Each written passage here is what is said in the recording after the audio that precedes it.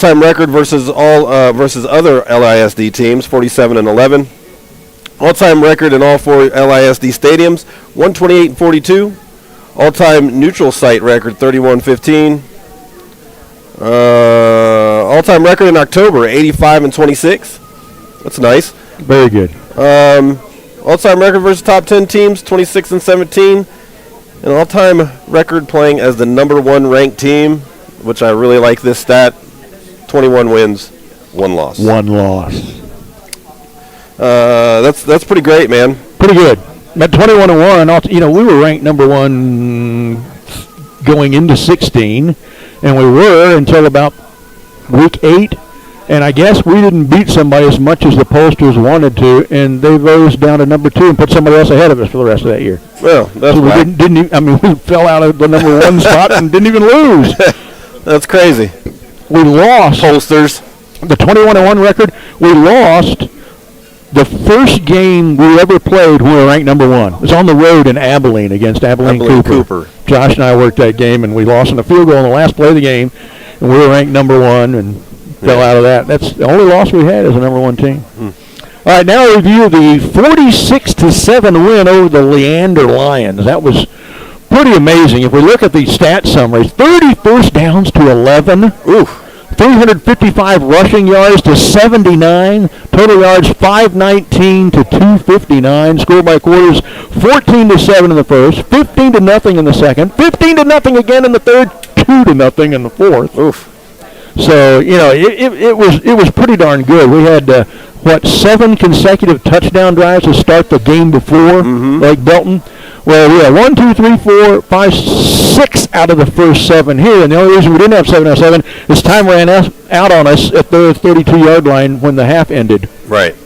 So yeah, that's pretty amazing. Oh yeah, Brad points out we did have an interception in there too. Yeah. But we did have 1, 2, 3, 4, 5, 6 touchdown drives, and we had a missed field goal thrown in there too. We'd had another one, but we fumbled at about the 3-yard line. Right. Overall, that was just a great game. It really. It felt different.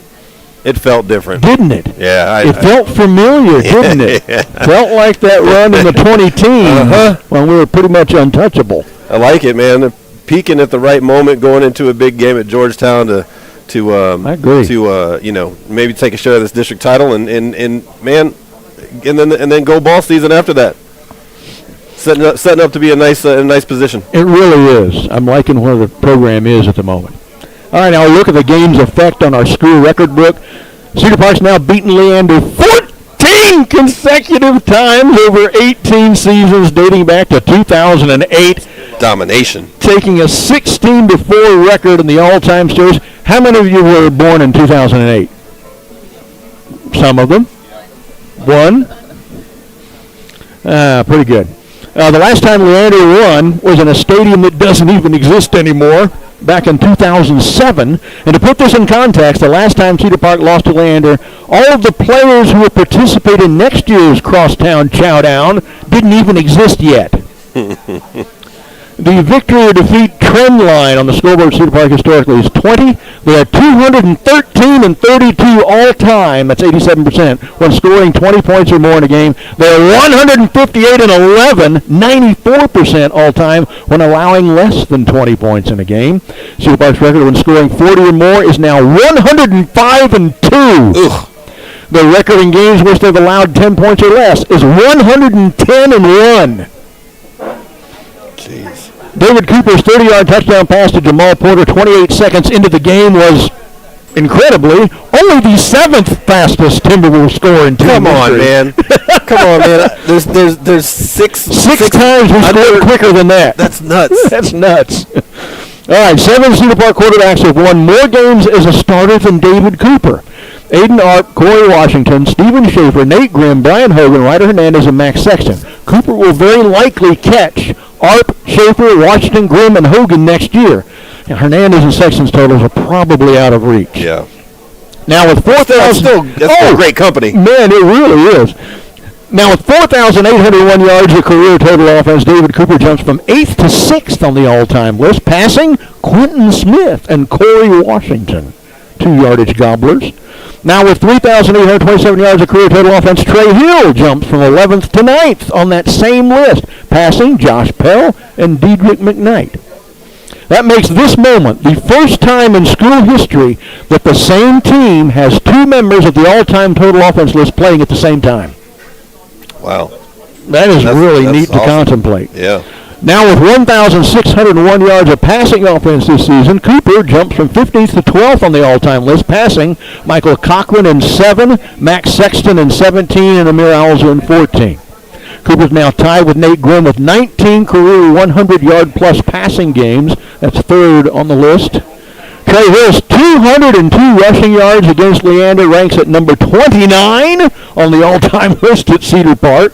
This was the 5th time he went over 200 yards in a game this season and the 7th time in his career. He owns 7 of the top 29 rushing performances in program history, more than any other player except Quentin Smith, who also has 7. So he can break that record of Quentin's with another one. Absolutely. Now with 1,457 yards of rushing offense in 25, Trey Hill jumped from 11th to 9th on the all-time list, passing Tyler Levine in 16 and himself in 23, making 25 now the best season of his career. He needs 440 yards, one lap around the track, to make this the best single rushing season in program history. He can do that. He can do that, absolutely. He has 3,491 career rushing yards, move him past Rupert Edwards into third in school history. He's roughly 450 yards behind Brian Hogan and about 1,000 behind Quentin Smith. On a 9-yard run in the third quarter, Hill took hold of his first career rushing record at Cedar Park. He now leads all Timberwolf rushers ever with 609 career carries. Dog. That's a lot of work. That's a lot of bruises. Yeah. Hill's now risen from 7th to 4th on the list of most carries in one season, now at 201 this year. He's also at 2nd on the same list with 283 in 2023. Jamal Porter's 6 catches jump him from the 12th most career catches to the 8th, eclipsing marks set by Dedrick McKnight, Jack Grimm, Blake Suber, and Ethan Fry. On Porter's 34-yard touchdown catch late in the first quarter, he reached 1,000 career receiving yards. I wish I'd known that at the time. He became only the 13th Cedar Park receiver ever to do that.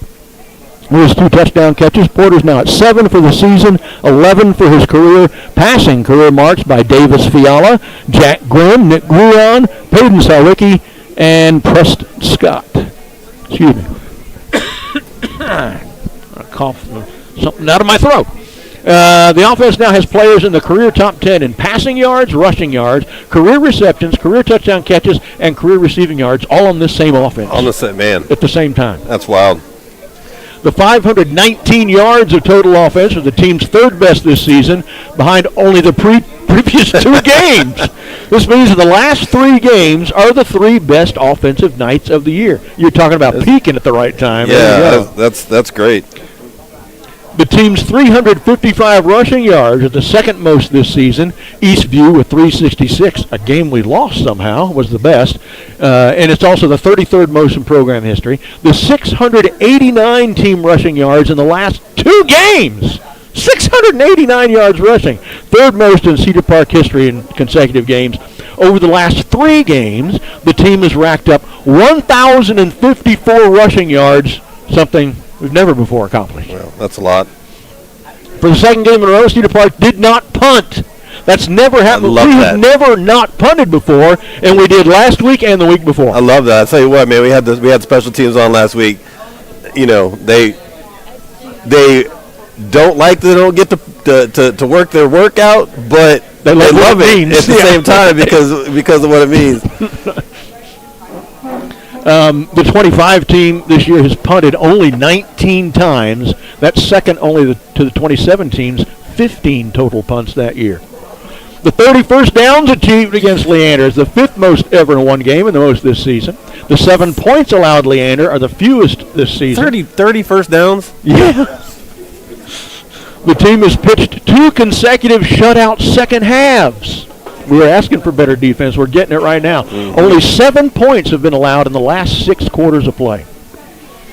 The safety, this is weird. The safety scored when Leander's quarterback fumbled in his own end zone and the ball rolled forward out to the 2-yard line where it was recovered by a Leander offensive linesman.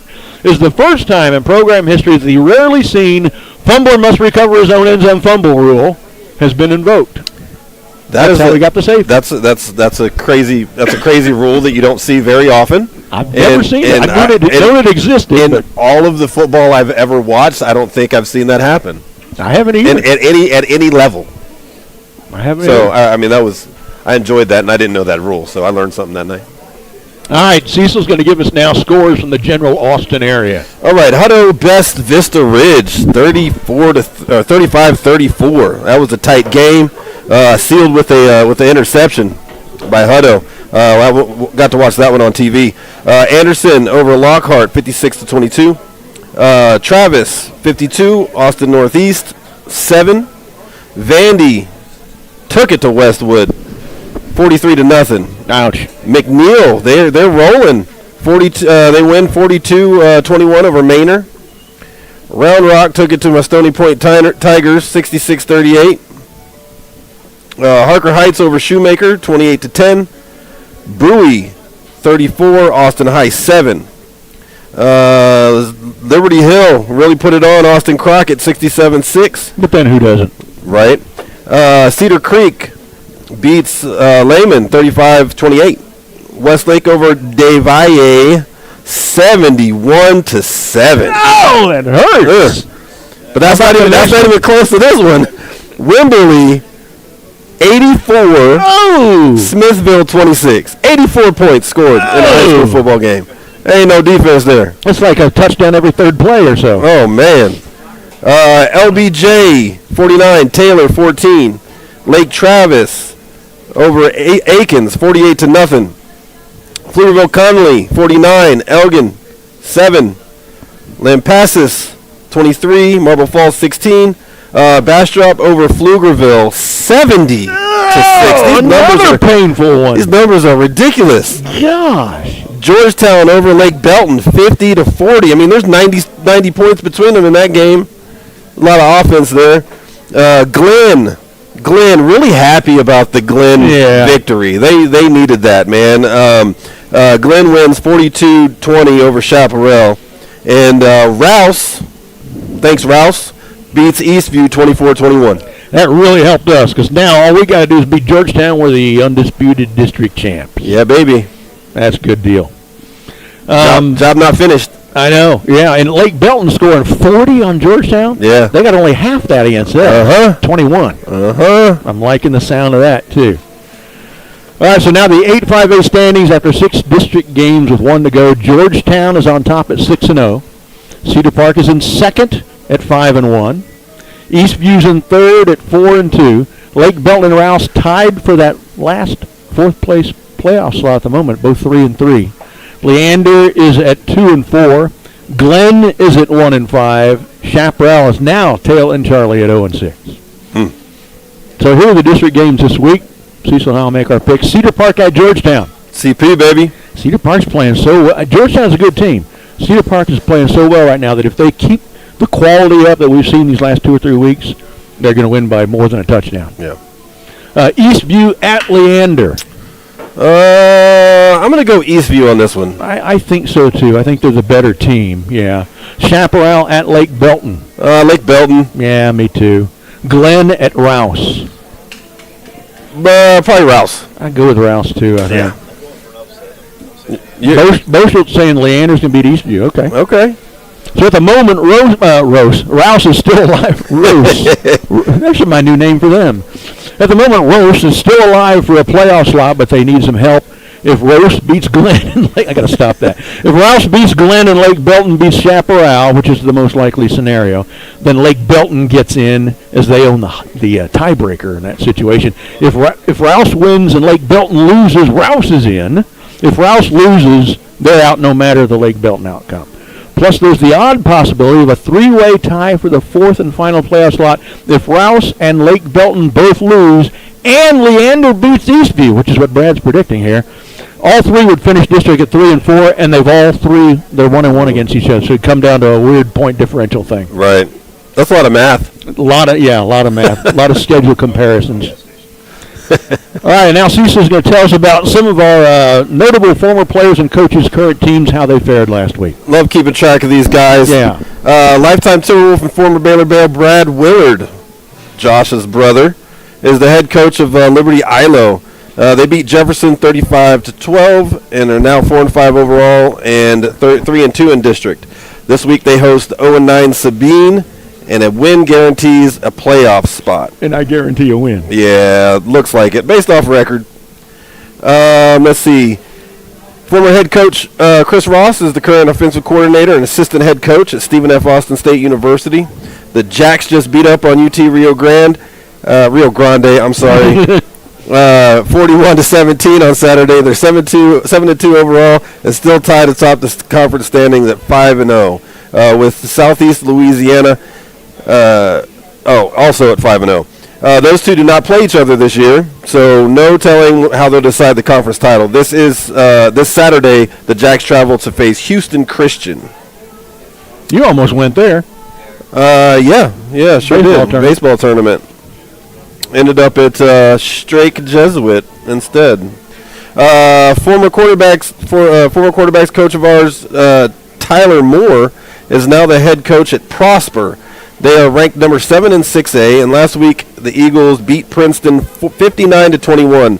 They're now sitting at 8-1 overall and 6-1 in district. They host next. They host Plano West, who is 6-3 overall and 4-3 in district. That'll be a tight game. Another former quarterback coach at Cedar Park is Nick Rogers, now the head coach at San Antonio Piper. His Warriors beat Victoria East last week, 53-19. Yikes! And they are 6-3 overall, 5-1 in district. Winners of 4 straight. That's a nice little win streak. Yeah. Next game will be a tough one against Bernie Champion, who is 6-3 overall, 4-2 in districts, and they both have clinched a playoff position already. Takes the pressure off a little. Yeah. Former Cedar Park State Champion head coach Joe Willis is now the head man at Crosby. They are now 5-4 overall, 4-1 in district, so they're taking care of business. And won last week over 49-14 over Porter, clinching a playoff spot. Next up for Joe and Crosby is a tough one at Angleton, who is 8-1 overall, 5-1 in district, so they'll have their work cut out for them. Carl Absek, who also led us to 2 state title games with a win in 15, now leads the Lufkin Panthers. They beat Beaumont United 31-16 last week. Lufkin is now 6-3 overall, 3-1 in district, and have clinched a playoff berth. The Panthers next host 2-7 and 0-5 Galveston Ball, so that should be a dub for them. Yeah. So 6 of our former coaches who are now head coaches at other programs, all of them have made the playoffs. That's nice. That's outstanding. And the one that's a collegiate coach, his team's 7-2 and tied for first in his conference. That's great pedigree from the Cedar Park tree.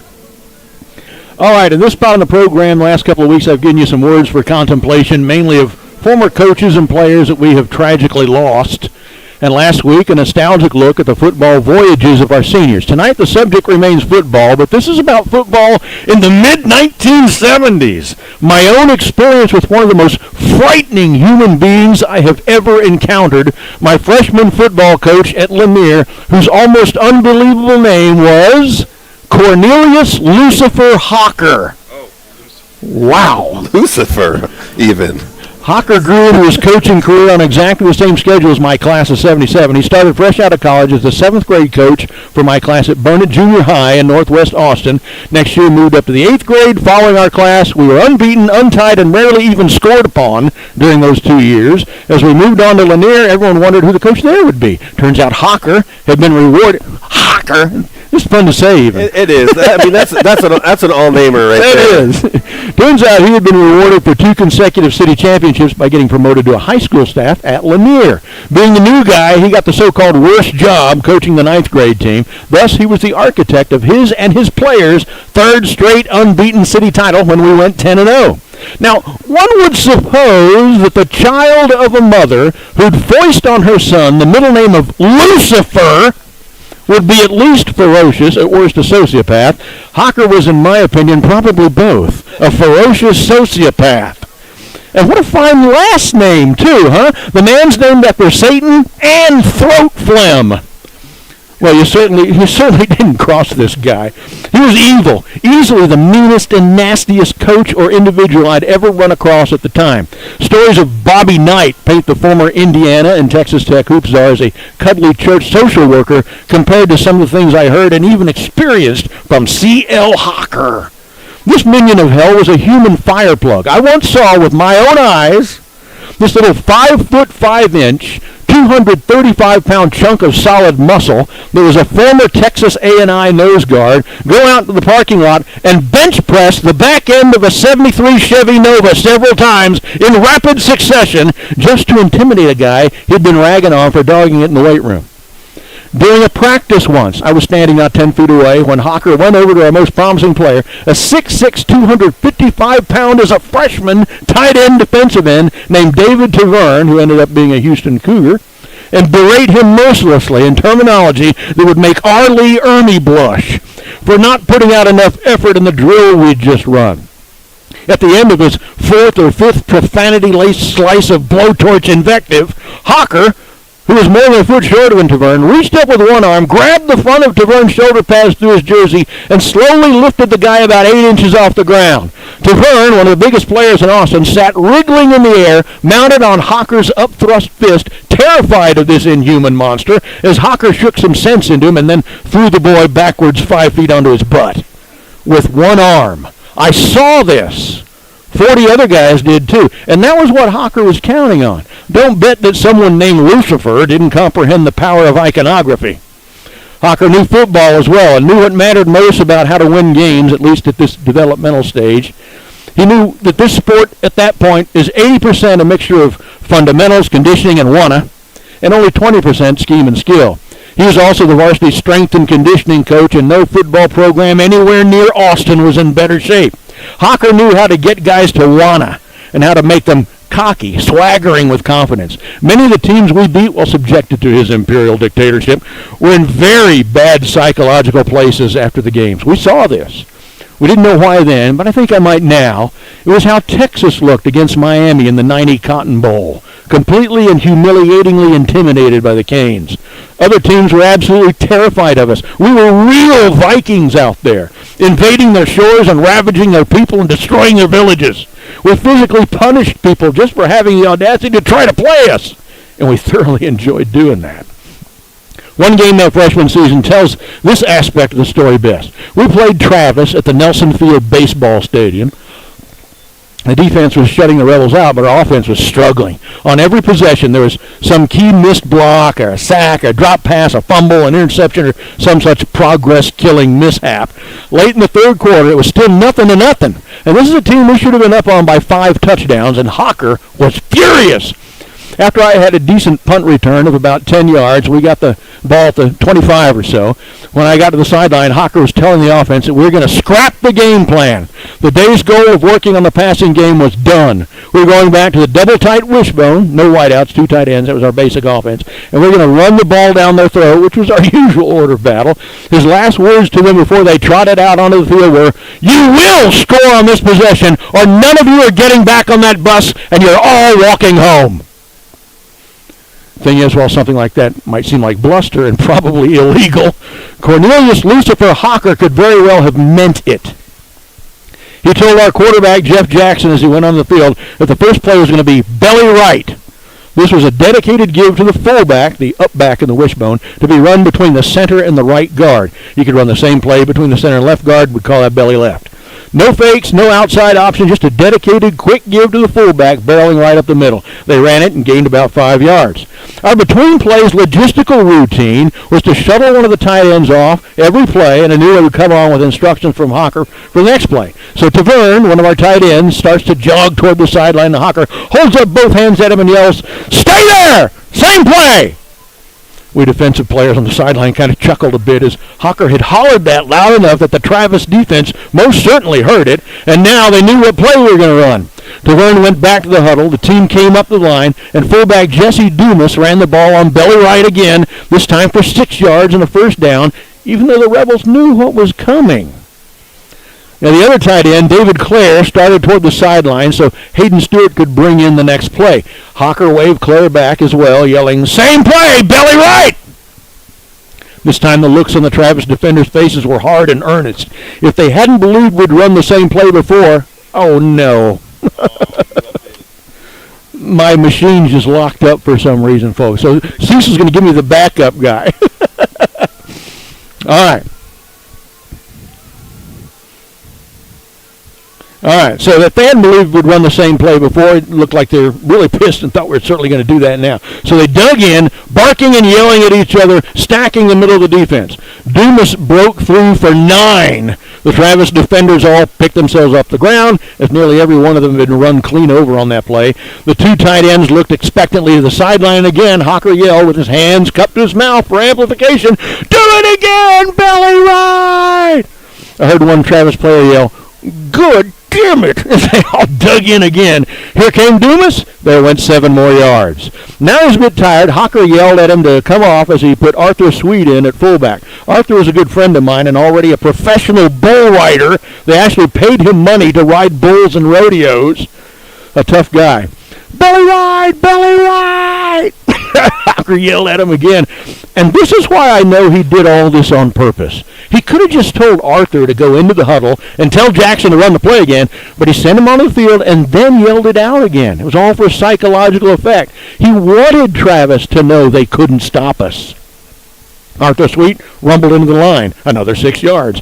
"Belly right, belly right!" 5 more, and it continued all the way down the field.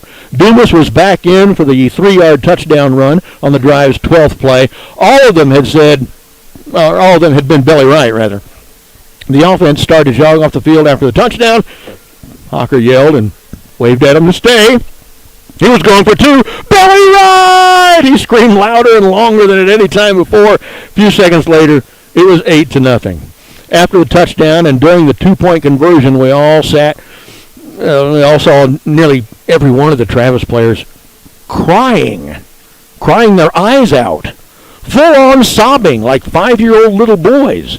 There was some sort of manly pride churning away inside us at being able to absolutely force our will on these guys, or rather, Hawker's will, and doing so to the point of them doubting their own manhood. Even though they knew exactly what was coming, they were utterly powerless to stop it or even really slow it down any. But this feeling was tempered at least a little bit with a certain sense of empathy, because the reality was that if Hawker had been their coach, he'd have been doing that to us. The final score was 24-0. 3 fourth-quarter touchdowns, 3 2-point conversions, every single one of them belly right. My buddy Arthur got the other 2 touchdowns, actually. Our defense, on which I was the strong side safety, gave up a total of 1 yard in the 4th quarter. That day we were the absolute kings of the sport of football. We were hordes of vicious Vikings invading their shores, ravaging their homes and shops and farms, utterly and mercilessly destroying their very society. We were marauding savages led by the king of the Huns, Cornelius Lucifer Hawker. All right, we're going to take a short break, and when we come back, our guest for tonight, the Trainers. So stick around. You're listening to Timberwolf Night in America, live from Taco Palenque in the heart of Cedar Park, right here on the Vype Live Network. Introducing Kyle Foppe and broker Topher Rogers, your MoveSmart Pros real estate team. Kyle and Topher are Cedar Park residents and local real estate experts. MoveSmart helps neighbors get the most from the sale of their home through a smooth transition and help home buyers find their next home at the right price. More than just helping you buy or sell, they help you make smart real estate decisions to achieve your short and long-term goals. Look them up online at MoveSmartPros.com. Welcome to Taco Palenque, where the magic happens at this very moment, and especially for you. We know fresh food simply tastes better. That's why we start cooking your meal at the exact moment you place your order. For us, your order is not just another number. It's as unique and special as you are. Enjoy your meal. Taco Palenque, food in real time. Life moves fast, but the memories are worth keeping forever. Whether it's your high school senior getting ready to graduate or your family gathering together for the holidays, now is the perfect time to capture those moments. Lindsay Bates is one of our talented photographers who volunteers to capture the Cedar Park football team's games each week and has a blast doing it. She brings that same passion and care to every senior and family photo session. With Lindsay Bates, every session is fun, relaxed, and all about you. From stunning senior portraits to timeless family photos, you'll have images that you'll treasure for a lifetime. Book your session today, and let's create memories you'll be proud to share. Hang on your walls and pass down for generations. Text Lindsay at 512-826-5352. At Raising Cane's, we focus on being the best at one thing and getting it right every time. Which is why every chicken finger meal we serve is marinated, hand-battered, cooked to order, and made just for you. Quality isn't complicated, and our menu is proof. Raising Cane's Chicken Fingers, one love.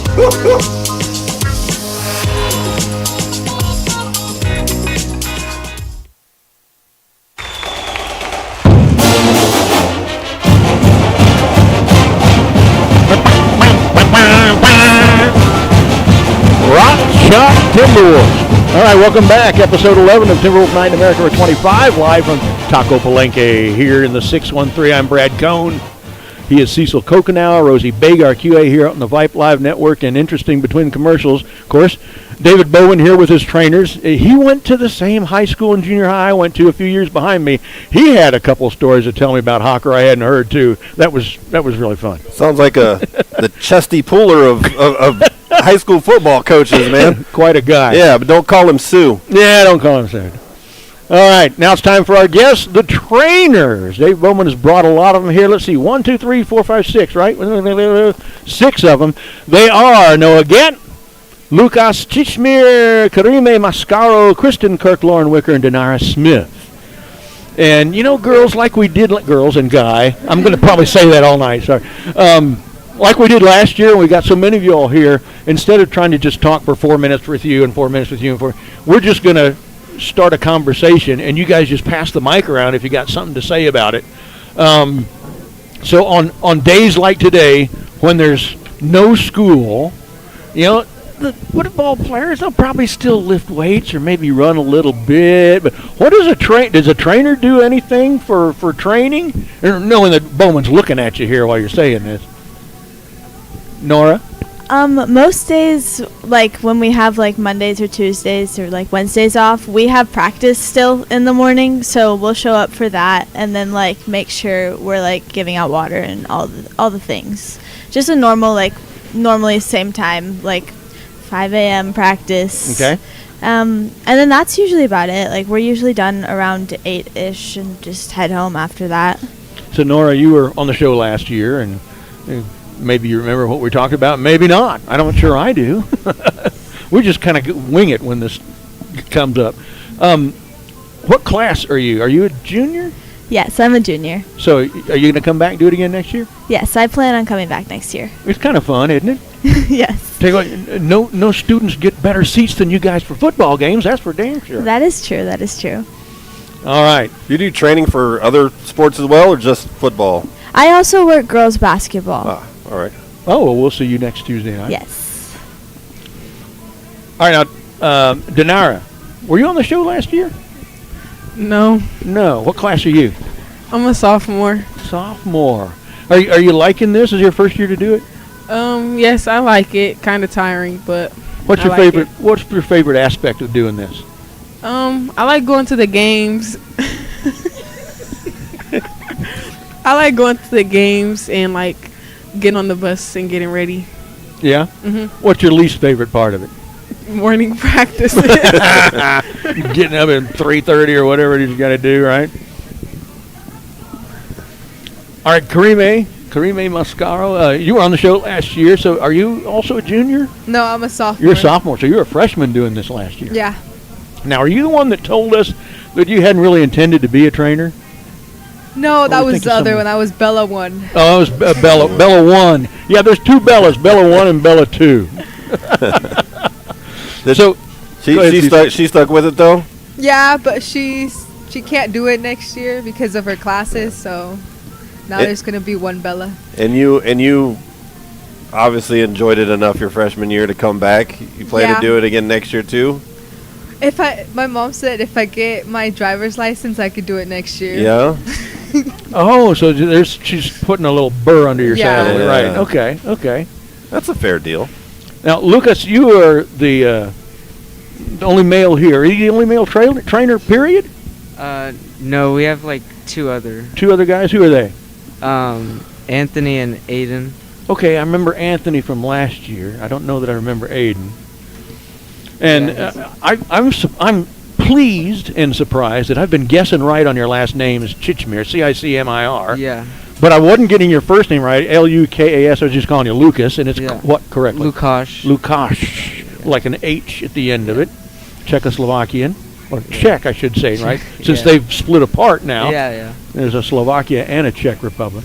So how far back does your ancestry go before they came to America? I'm not really too sure. But it's not recent. It's not like your grandpa came over or something, right? Yeah, no. Okay. Been here a while. What's your favorite aspect of doing this stuff with the Bowman crew? Probably going to the games. Yeah, why not? Yeah. Now, do you have any specific duty does everybody kind of do the same thing at game time, or is some do some things and some do others? There's a lot of different assignments, and I'm up at the locker room most of the time. So, like getting ready for halftime, making Gatorade and stuff. So. Okay, I get it. All right, Lauren Wicker's here with us. She's been on the show for 3 years now, right? Yes, Since sir. you were a freshman. Mm-hmm. Keep coming back. Yeah. Bowman must be a pretty good guy. Yeah. A look over David's face as he's looking at her. Of course, Kristen, you're one of those that I get to talk to a lot because you're upstairs doing I said Kristen, Lauren, because you're upstairs wiring all the communications devices for the coaches that are in the press box to the coaches on the sideline. Yes, yeah. And how did you get involved in that? I kind of got voluntold my freshman year. Ah. And then the girl that I was with did not do it my sophomore year, so I was doing it pretty much by myself as a sophomore. So. And this year you've got Bella 1 or 2. Yeah, I've got Bella 1. Bella 1. Yes. Now, is she the one that you pretty much said may not come back next time, or is it the other Bella? Which Bella are we going to miss next year? Bella 1. So this one. Yes. Oh, so I have she's to learned all pick a this new for person. nothing. You got to train somebody else. Yes. Oh, man. You got any idea who it might be? I have no clue. It'll be a game time decision, I guess. Yeah. It might be somebody you don't even have on the roster yet. Yeah. Right? Yeah. What's your favorite part of doing all this sort of stuff? I like the varsity football games. Those are the most fun. Yeah. Yeah. Now, after you do the work you got to do before the game upstairs, you got to come back afterwards and uninstall all that. Yes. But then you're down on the field with everybody else. So yes. What do you have any specific duties down there, or is it the same type of stuff for everybody? It's usually the same type of stuff. But now with our new ambulance med cart thing, I have to drive that in case someone gets hurt. That sounds fun. Yeah. Yeah. Haven't driven it yet. But I was about to say, have you got to practice somewhere? Well, I've gotten to practice, but not at Gupton. Okay. Is it like a golf cart kind of? Yeah. Yes, sir. Yeah. Is it electric or gas powered? Gas. That's crazy because the Cincinnati Bengals don't even have one of those. Look at us. Yeah. Well, at the moment, we've probably got a better quarterback than Cincinnati does. Probably. All right, Lauren, let's take it to Kristen there. I called you Kristen a moment ago, but Kristen Kirk, the last one that we've heard from here. And Kristen, you were, last year, I remember you were just starting to drive. Yes. Had a couple stories, and now you're driving quite a bit. You got any new stories you could tell us? Not that I want to share. They're Not really that embarrassing. you want to tell us. What kind of car are you driving now? A Bronco. Oh, what color, what year? It's like a dark gray one, and it's a 2025 Bronco. Oh, that's nice. Yeah. It's a nicer car than I drive. It's a good car. So you're a junior as well, right? Yes. So you're going to come back too? Yes. Now, we don't have any seniors on the whole squad, right? Is that right, David? Nope. So, possibility of the entire starting lineup returning next year. You guys are going to be really good at your job, I think. We're supposed to be. We're supposed to be. So, what is your favorite aspect of doing all this stuff? During football season is probably like before the game starts, like the conversations in the training room are so funny sometimes. I can imagine. It's kind of like us in the booth once we got all this stuff set up and there's still an hour to go. You should hear, well, maybe you shouldn't hear some of the conversations that we have up in that booth. No, I'll keep it in the Lauren's booth. already gone downstairs by that time, So are you tempted to maybe be the person that comes up with her and learns the wiring stuff next year? Well, I help test them down on the sideline, so we set up the sideline headsets and make sure they all work down there. Oh, so you're the person she's always on the other here end. talking to. Can you hear me? Can you hear me? Come on. Are you there? I don't even think she's there. We're here. So you're that one, huh? Yeah, and Nora, too. Nora Both of us. Okay. So you're going to stay doing that. You won't be the new trainee for the upstairs part. Yeah, and usually you want like a freshman since Lauren will be graduating next year, so someone new can learn. That's good thinking. Good thinking. How many trainers are there altogether? Y'all know? 14. 14, and so we got 6 here, almost half of them. Yeah. What I know we're gonna send it down to all of you again here in a minute, but we'll start with Kristen. You're getting fairly close to the senior year. About a year and a half away from needing to know what the next step is in your life. Have you been thinking about that? Well, I for sure want to go to college, but that's to study what? Somewhere in business. Yes. A good one. Well, you don't have any idea which school yet or anything? Hopefully Texas A&M. And where did your parents go to college? I know my dad went to Columbia. I don't know about my mom. Wow, that's pretty impressive. Yeah, that's a good school. What does he do for a living? I don't really know. It's hard to... He's a spy. Explain. I don't know, how to explain it. That's interesting, actually. What does your mom do for a living? She, I don't know. They, work together, but then, it's like a partnership with something else. It's very hard to explain. I don't really know how to describe it.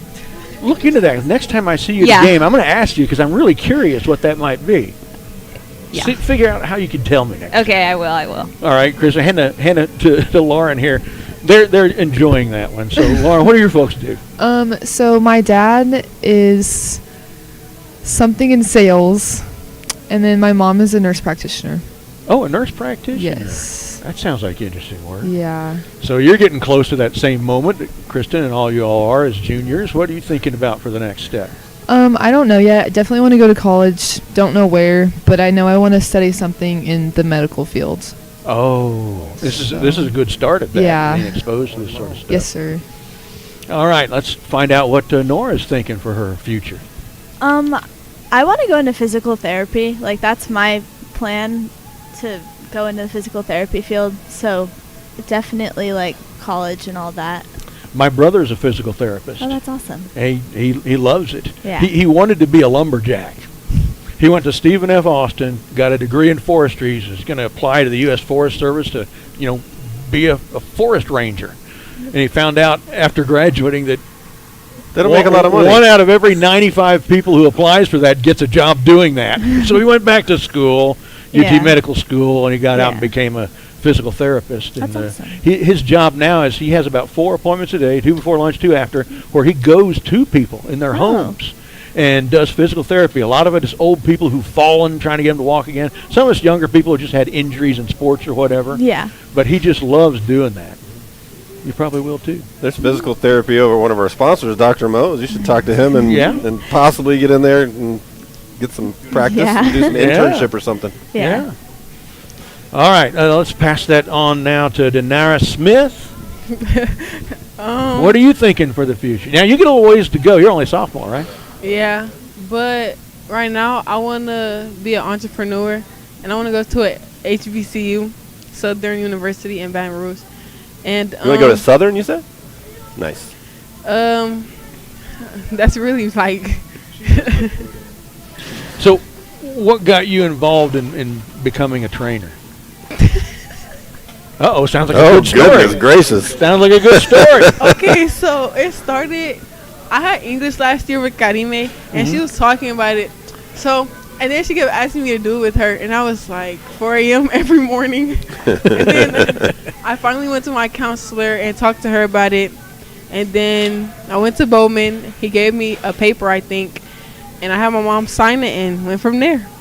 Oh, okay. Jumped right in. Yeah. Now, what's your favorite aspect of doing this job?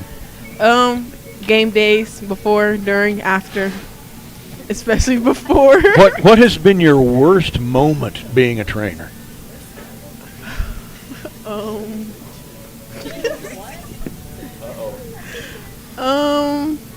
There hasn't really been any bad moments. Oh, that's a good answer. Yeah. I thought she was going to say, anytime I got to talk to Bowman. Bowman's got a list of them. Yeah, Bowman's got a list of your bad moments. Yeah, anytime we get a D, we get a lecture. Yeah, and then we go home. I have to think about that all night. Yeah. So that's that. All right, let's hear from Karime now. And what's your best moment being a trainer? My best moment? I don't have one. Don't have one. Okay, how about worst? My worst? I think it's more like trying to like make the freshmen do water wagons and like helping them explain it, and sometimes I end up not doing the best at explaining, so they mess it up. So when they mess it up, it's on me. They blame you. Yeah. Now you got a little ways to go for you got to make that next step in life, but have you been thinking about it? No, I just want to do something in business, and that's all I've thought about. Yeah. You have an idea what school you might want to go to for business? No. There's a lot of good ones. Texas has a lot of good ones for that. All right, let's talk to Lukas. Got to put that H at the end. I'll always remember it. Do you have trouble with people saying your name right at school? Yeah. Yeah. Did the teachers at least get it right? Yeah, the teachers. Good. Yeah. Good. I mean, they're paid to get that sort of thing right. What's your best moment being a trainer? Game days, I would say. I don't really have a specific moment, but just the overall like game day. Hasn't been a real winner of a moment yet. How about a loser of a moment? I don't really know.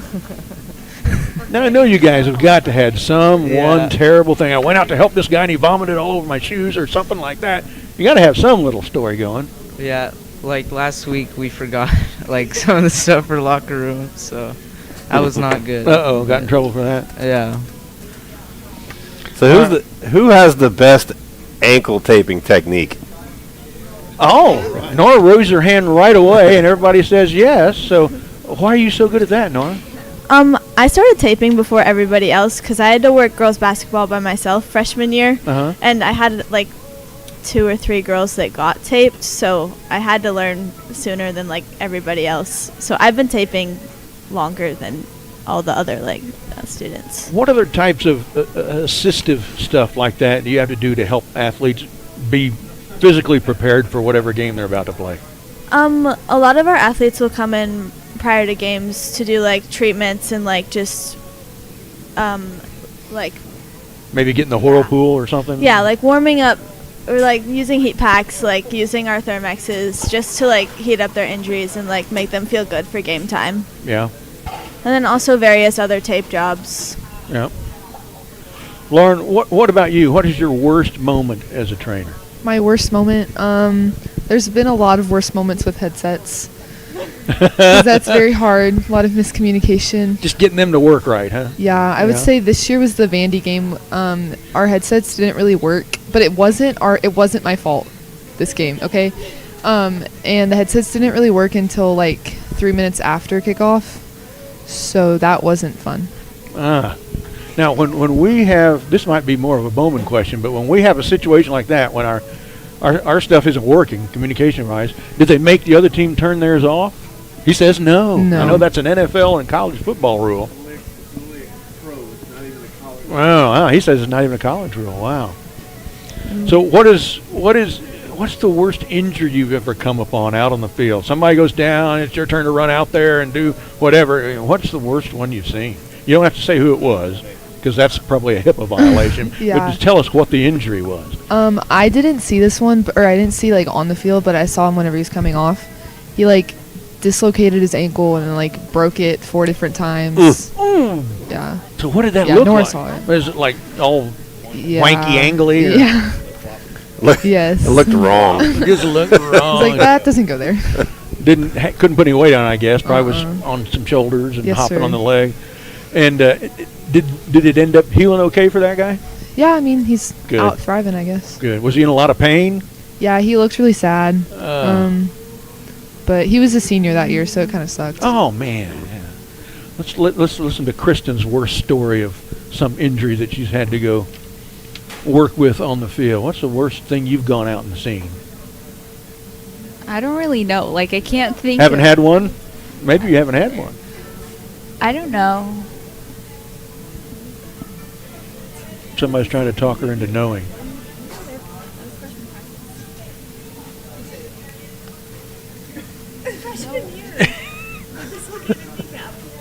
I swear I wasn't there.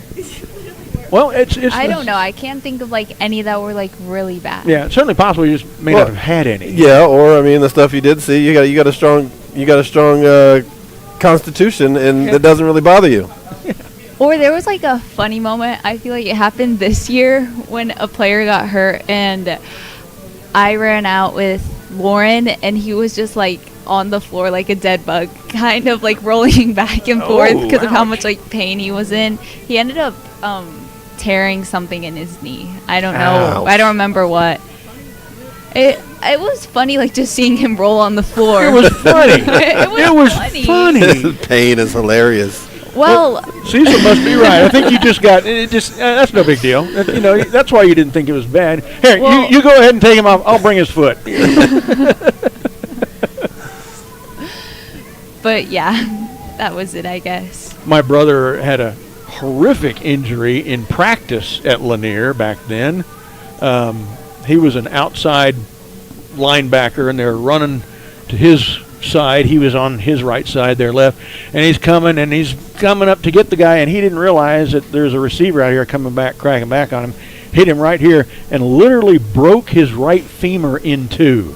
Oh. He was laying on his back on the ground, and this leg went down, turned this way. There was his knee, and there was his foot.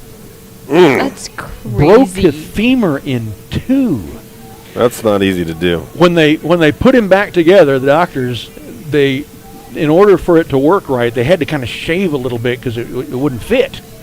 And so his right leg now is an inch shorter than his left leg. So ever since then, he was 16 when it happened, he's had to wear special shoes with an inch higher sole on the right side than the left so that his hips won't be out of joint when he becomes an old man, which is now, I guess. Yeah, it's now. But yeah, broke his femur in half. You didn't have to see that, so. I'm happy I did. Yeah, I'm happy I didn't. Eesh. Yeah. Yeah. All right. You got any shout-outs to give anybody, Kristen? Shout out Fiona for quitting. For quitting? I remember Fiona. She was here last year. She would have been here tonight if she didn't the quit. Cusser, right? The Yes. Cusser. But she didn't cuss on the show. No. I knew her through baseball. She was the baseball trainer Yes. last year, and I was broadcasting baseball, so I talked to her a lot every game. And suddenly she just wasn't there anymore. I found out she quit. Yeah, she didn't quit. She kind of failed out for the last of baseball, so she couldn't do it. Oh, jeez. Oh, so she was something quit for her. Yeah, kind of. Oh, well, that happens. All right, let's see. Shout-outs, Lauren? Let's give everybody a chance to do some shout-outs here. I'll shout out my parents and our coaches. All right. Nora? Shout out Coach Austin.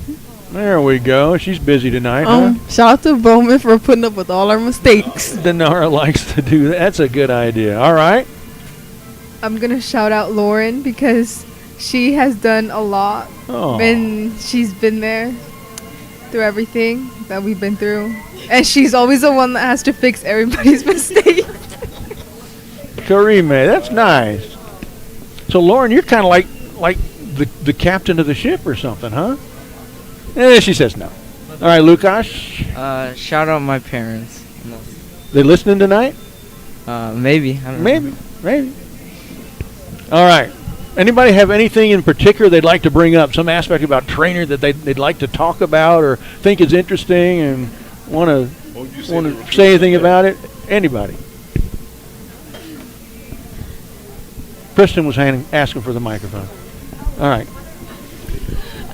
A funny moment about Bowman. Oh, okay. That happened 2 or 3 games ago. I don't remember. Does anyone remember? Well, he was trying to unload the trailer by himself. Was that at Gupton? No, it was after the game, and he got there before us because we ride with the coaches, and he takes a box truck, and he started unloading it by himself, and he was going down, and something rolled off, and he tried to catch it and ended up falling himself and was on the ground. Apparently, I heard after. Rolling around like a dead bug? Like what? That's what she meant. Probably. I don't know. I wasn't there to see it because I had to put up the flags. Well, as we age, Bowen's only a couple of years younger than me, and as we age, the balance is one of the things that goes. And no matter how good your balance has been your whole life, suddenly you're falling over and you're thinking, what the hell? Why am I having to grab onto this? That shouldn't be happening. So, yeah, I'm in for that sort of thing, too, eventually, I'm sure. Yeah, that's a team task, Bowman. Don't be doing that stuff solo. Yeah, that's right. One and done. One and done. Yeah. Let them. You got slave labor. Just let them do it. Yeah. Okay, you guys. I guess I'm sure Bowman has pointed out that you can do this in college. There's even some scholarship money here and there for college doing this sort of thing. Any of y'all interested maybe in looking at doing that at the next level for whatever collegiate sports teams you might be part of? No, I don't think so. No. They want to have a life in college, Bowman says. That's probably true. All right, anything else by anybody? Anybody? Got anything else they want to talk about or bring up or some story to tell? Or My story. Okay. That's Bowman's trainers. Nora Get, Lukasz try again. I got the first name right that time, but not the second. Lukasz Chismir, Karime Moscaro, Kristen Kirk, Lauren Wicker, Denara Smith. We're going to take a short break. When we return, we're going to play some trivia with these girls, so stick around. You're listening to Timberwolf Night in America live from Taco Palenque in the heart of Cedar Park right here on the Vype Live Network. Lindsay Bates has been sharing Cincy in Cedar Park for the past 19 years, connecting with so many of you and filling your lives and homes with fragrance. If it's been a while since you've used Cincy, or if this is your first time hearing about it, Lindsay is ready to help scent your home, car, office, gym bag, and more. Cincy makes it easy to fill every space with scent you'll love. Create moments, spark memories, and turn your house into a home that welcomes everyone in. Cincy with Lindsay Bates, filling homes with fragrance, memories, and Timberwolf pride. Discover your favorite fragrance today at ilovewickless.com. That's ilovewickless.com. Filling your life with fragrance, one scent at a time. At Raising Cane's, we focus on being the best at one thing and getting it right every time. Which is why every chicken finger meal we serve is marinated, hand-battered, cooked to order, and made just for you. Quality isn't complicated, and our menu is proof. Raising Cane's Chicken Fingers. One love.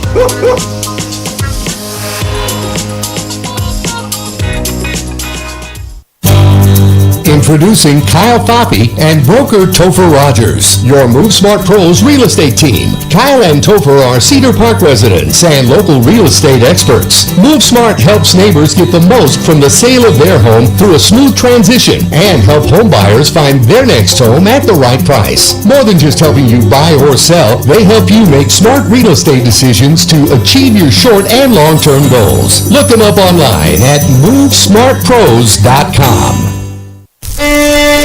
Welcome to Taco Palenque, where the magic happens at this very moment. And especially for you. We know fresh food simply tastes better. That's why we start cooking your meal at the exact moment you place your order. For us, your order is not just another number. It's as unique and special as you are. Enjoy your meal. Taco Palenque, food in real time.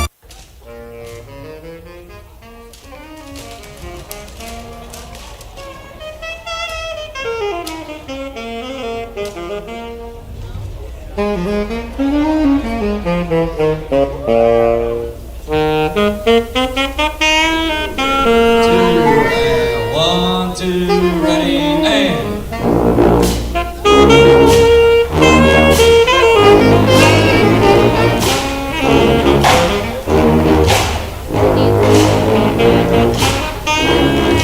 A little metal shop there to get us going back to the program. Welcome back, episode 11 of Timberwolf Night in America for 2025, live from Taco Palenque here in the middle of American suburbia.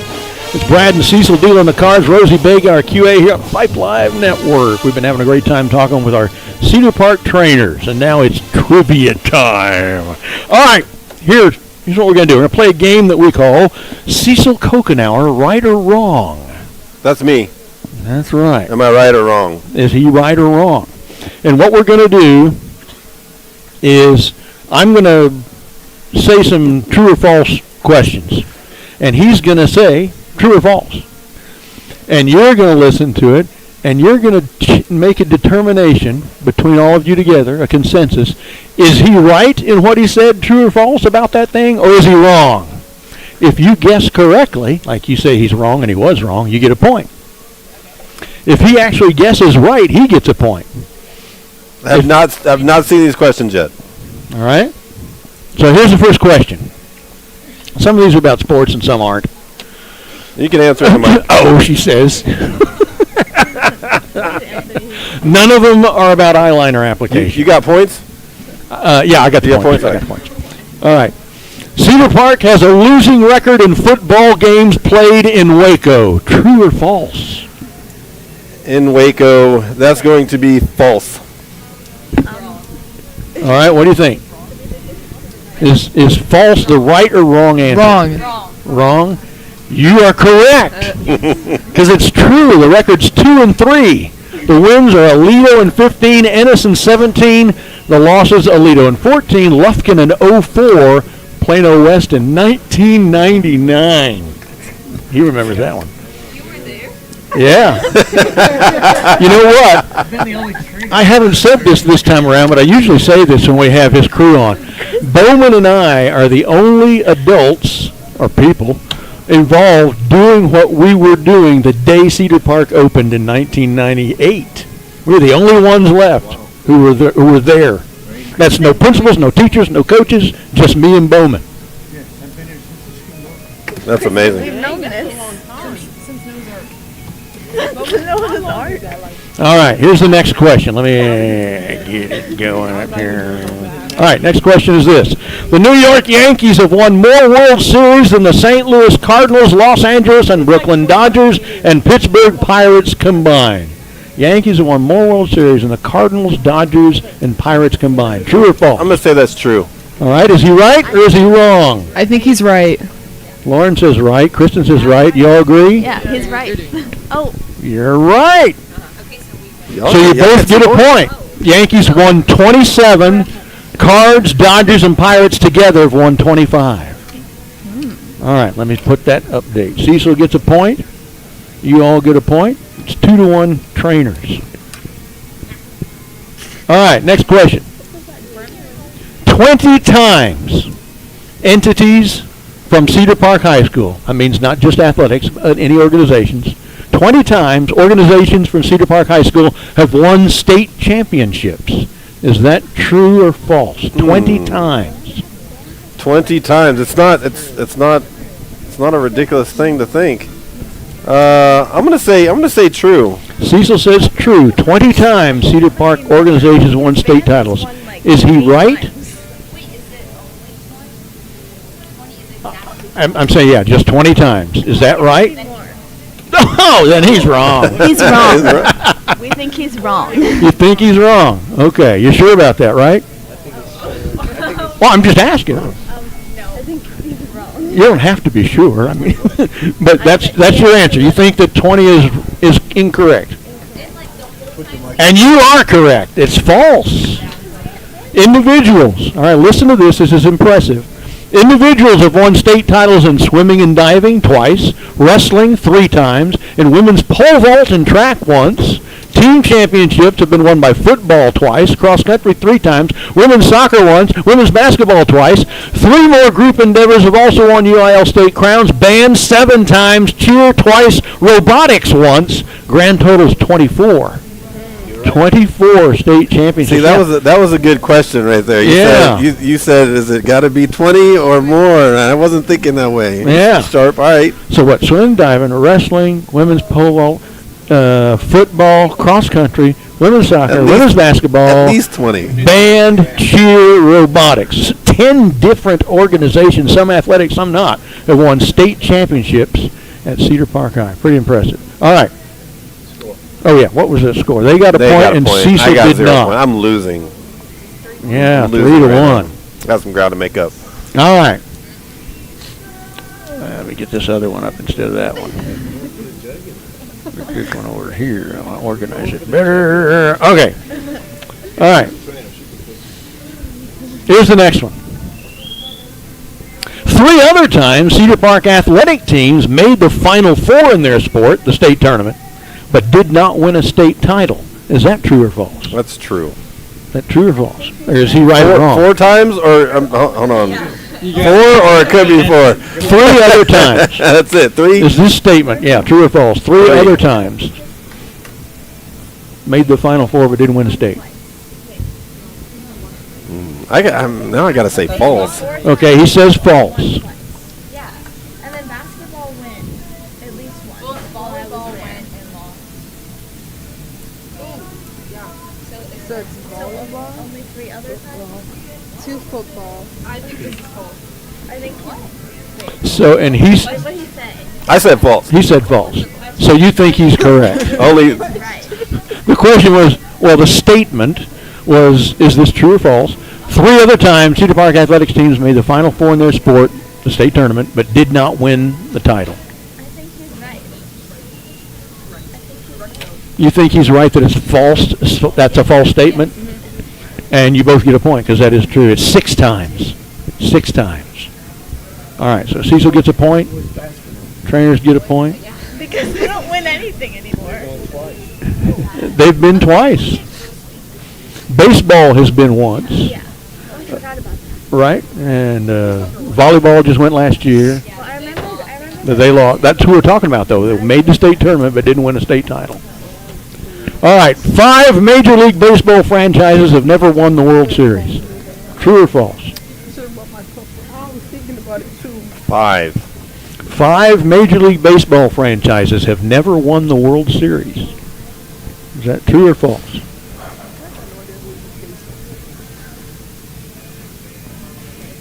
What about teams like the Expos? Isn't that a Major League Baseball team? They were.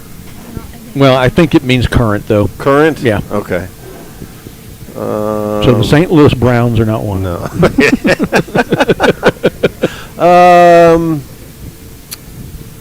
5? 5. 5. True or false? True. Okay, is he right or wrong? 5 Major League Baseball teams have never won the World Series.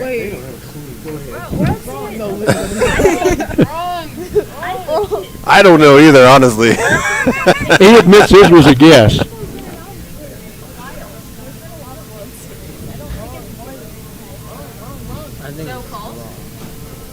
If it's less than 5, I'm wrong. Yeah, because he said true, right? Yeah. He said true, so he's saying 5. Not 4, not 6. Yeah.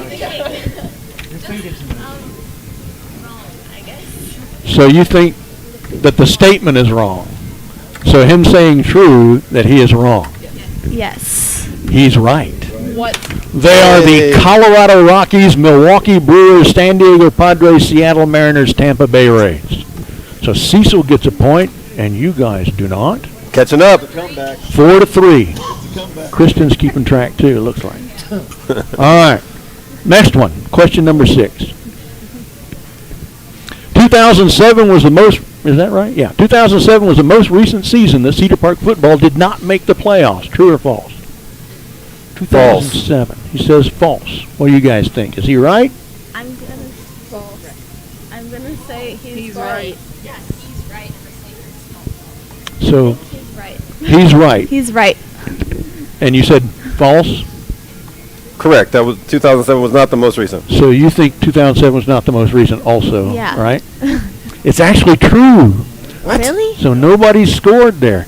First time nobody scored. Yeah, we started out, Bowman will remember this year, we started out 3-0, outscoring those opponents 105-14. We only punted 15 times all season, came within an opponent's scoop and score of beating a team that would play in the state championship game, but only went 3-4 in district and missed the playoffs. And that was the last time we missed the playoffs. How many of you were born after 2007? Everybody. They have not missed in your lifetime. Ross? Outstanding. That's pretty neat to say. Yeah. They have not missed the playoffs in football in your lifetime. That's pretty cool. All right, next question. All right, pay attention to this one. In the northern hemisphere, the toilet water whirls down the drain in a clockwise manner when you flush. In the southern hemisphere, it swirls counterclockwise. True or false? True. He says true. Do you agree? I've been to Australia, so I saw it happen. So I'll go the other way. That's also in the northern hemisphere. In the northern hemisphere, swirls clockwise. Southern swirls counterclockwise, and he says true. I synced it. Is he right or wrong? It had nothing to do with countries. Has to do with the Coriolis force. So is he right by saying true? He's right. You're both wrong. That's false. But not by much. It's just the other way around. Toilet water up here is counterclockwise. Down there is clockwise. That's tricky. That's a tricky question. So no points there either. Let's see here. Are we with 7 or Either way is the opposite. yeah, it's the opposite. And I've always wanted to be on a cruise ship at the equator and flush the toilet. See, what does it do there? Just drop straight down? Straight down. And really, I'd never been to Australia. I was talking mess. Now we know that England counts. All right. Question number 8. Not only has no other nation besides the United States landed anyone on the moon, but no other nation has even sent anyone beyond Earth orbit. True or false? Beyond? Yeah, out of Earth orbit. In other words, it's saying any other country who's sent anybody up has only put them in orbit. They haven't put them out into space, really. Yeah. Space. So that's past like the International Space Station. Yeah, that's not in that's orbit. in orbit. Not just circling the Earth, but out somewhere. Like test animals don't count because they've sent some people, yeah, monkeys talking and stuff people. up there. Right? Talking people, yeah. All right. I'll say that's true. Okay, he says that's true. That's true. No other nation has ever sent anybody outside of orbit. Actually, you know what? Space. Time out. I'm going to say false because I don't think we've sent anybody outside of orbit either. Yeah, we have. Outside of orbit? Outside of Earth's orbit? Oh, to the moon. Went to the right. moon, yeah. That's right. That's out of orbit. It's in our orbit. It orbits around us. But they're not. That's considered out of orbit. When you're not just circling around the planet. Okay. You're actually going away from near Earth orbit. Yeah. Okay, got it. Yeah. Near Earth orbit. So has anybody done that? Okay, no. Something like it? No, nobody's done that. Nobody's done that. Okay, so what do you guys say? He's right. He is right. Both get a point. Final score is 5-4, you guys. Good game. You know Good game. We're going to do one more since it's only a 1 point margin. Give Cecil a chance to tie. So we'll have one more. All right. Well, yeah, it always is a chance. In 1848, you remember that? Yeah. It just feels like just last week. Me and Bowen remember that. We were in 3rd grade. In 1848, as part of the terms for the merger of Texas and the United States, the Republic of Texas ceded some of its land to America in exchange for the U.S. paying off Texas financial debt. Those lands extended into how many current states? Can you name them? Okay. How many current other states I'm going to say are part of the Republic of Texas? It was pretty big. It was pretty big back then. All right. Sorry? Oh yeah. I'm visualizing it right now, and I'm gonna say 4. Okay. Can you name how many of them? Can you name? This is just for fun. His answer is 4. And okay, so we'll see. California, New Mexico, Oklahoma, Arizona. You got 2 of them, New Mexico and Oklahoma. So his answer of 4, this isn't a true-false. Do you agree? Is that right or wrong? The Republic of Texas touched parts of 4 other states, he says. Is that right or wrong? Was there more of that or less than that?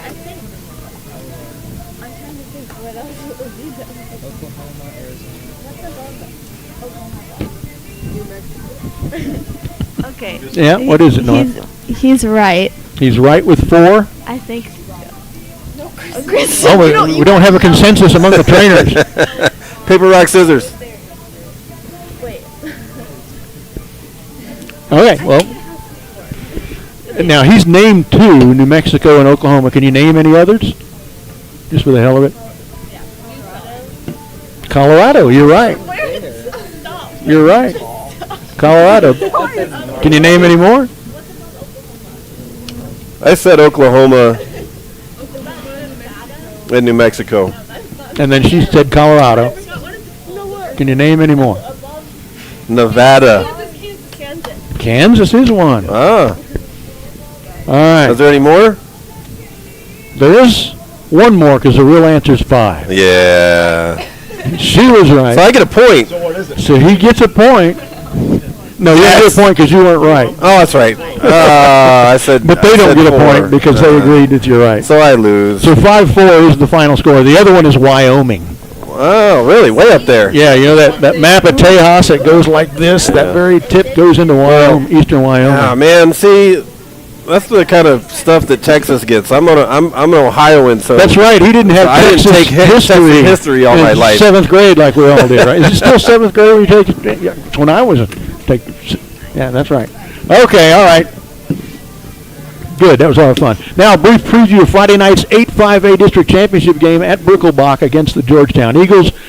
We made it to this position last year in a game with a gut between these same 2 teams with the district crown up for grabs and lost.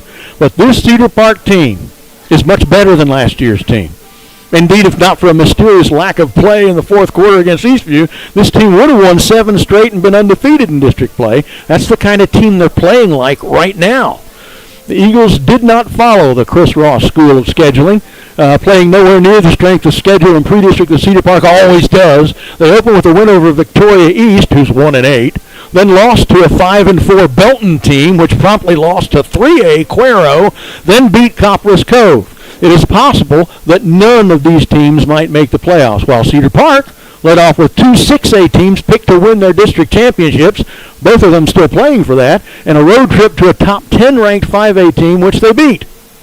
With the exception of Georgetown beating Eastview, which, despite a multiple touchdown 4th quarter lead, we managed somehow not to do, the rest of the district wins mostly look better for Cedar Park than they do for Georgetown.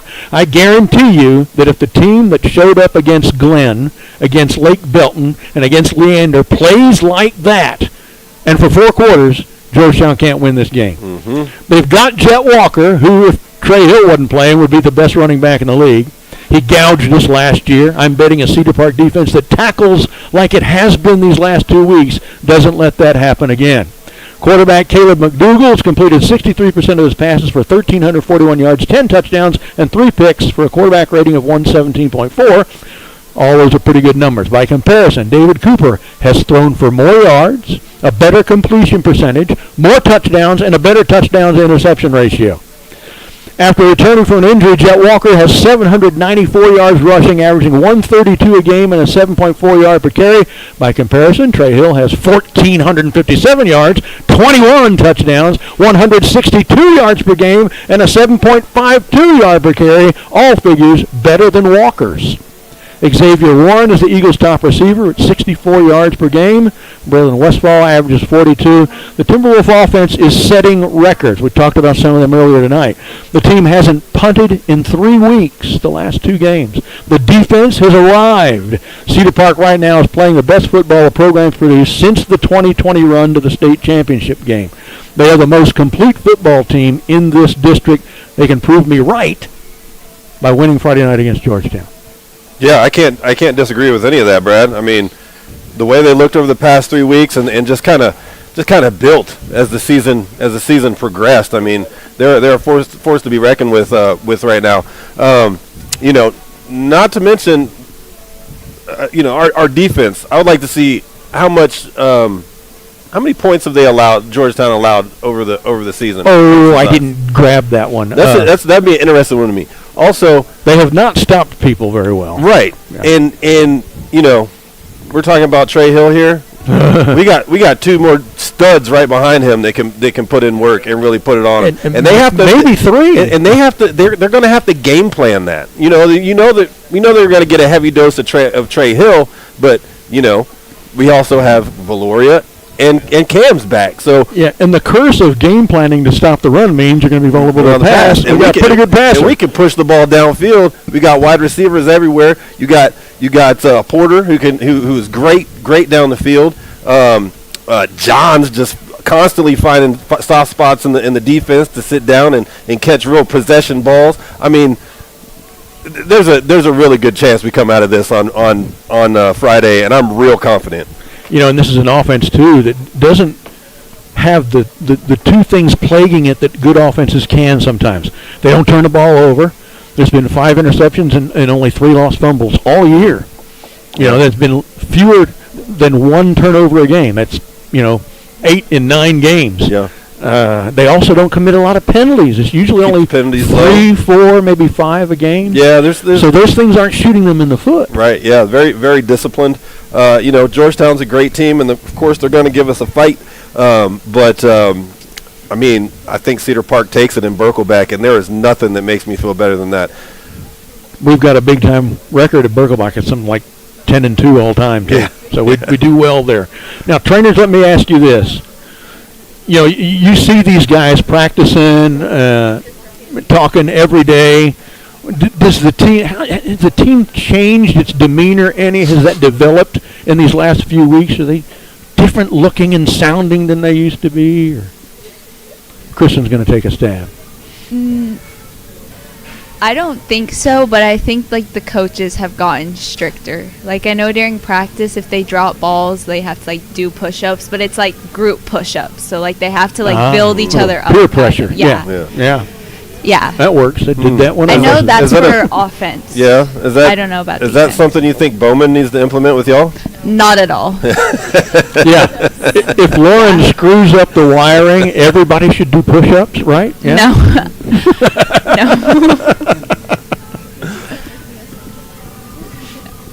All right. We want to thank you guys for being with us tonight. It's always fun to talk to you, hear your perspective of the football program, see what you're up to. So we'll see you all at Birkelbach Friday night for the 7 p.m. kick. Josh will have the play-by-play, Cecil with technical production and commentary, and I'll be along for stats and additional commentary. The district championship is at stake Friday night. Once again, here are the Booster Club sponsors: Taco Palenque, Move Smart Pros, Raising Cane's, Army Ant Moving, UPAC, We Plan, Leander Veterinary Clinic, Natalie's Donuts, Clint Holmes, All State Real Estate, Smooth Operator, our Enterprise Health Services, Texas U.S. Realty, Butcher Chicken, Dr. Mother, the Counter, Well, Cincy, Life, AC, Global House, Land, Cincy, Independent Consultant, Lindsay Bates. Whew. So that's it for our 11th episode of Timberwolf Night in America for 25. Thanks to our very special guests tonight, the trainers and David Bowman. Tune in next week when Josh and Cecil and I will host the cheer captains.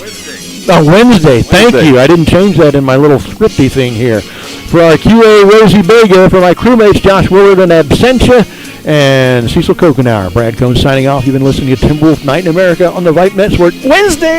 Wednesday next week.